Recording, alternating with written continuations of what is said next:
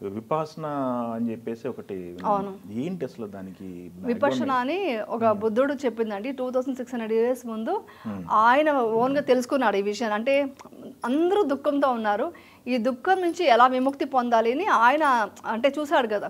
అందరూ రోగంతో చనిపోతున్నారు, ఏజ్ అయిపోతుంది, ఎవరు శాశ్వతంగా లేరు, ఆ పెయిన్ ఉంది, ఆ పెయిన్ ఉండకుండా ఎలా బ్రతకాలి, ఎందుకు శాశ్వతంగా లేని జీవితం గురించి ఆయన వైరాగ్యం తీసుకొని ఫ్యామిలీని వదిలేసి వెళ్ళి ఆయన ఎన్నో ఇయర్స్ దీని కింద బోధి చెట్టు కింద కూర్చొని బుద్ధుడు అయ్యాడు అనమాట.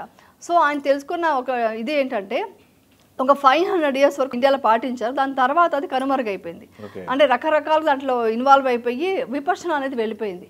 అది వీళ్ళు ఏం చేశారు, బర్మాలో మాత్రం కొన్ని చోట్ల, శ్రీలంక, బర్మాలో కొన్ని చోట్ల మాత్రం ఉంది ఇప్పటికి విపర్శన. వాళ్ళు దాన్ని కాపాడుకుంటూ వచ్చారు. అంటే ఆ ఒరిజినాలిటీ ఏదైతే ఉందో విపర్శన మెడిటేషన్ దాన్ని కాపాడుకుంటూ వచ్చారు. దాన్ని ఎస్ఎన్ గోయంకా గారు అనేది ఆయన 50 years బ్యాక్ అని యాక్చువల్లీ ఇండియాలోనే వాళ్ళ ఫ్యామిలీతో ఉండేవాళ్ళు.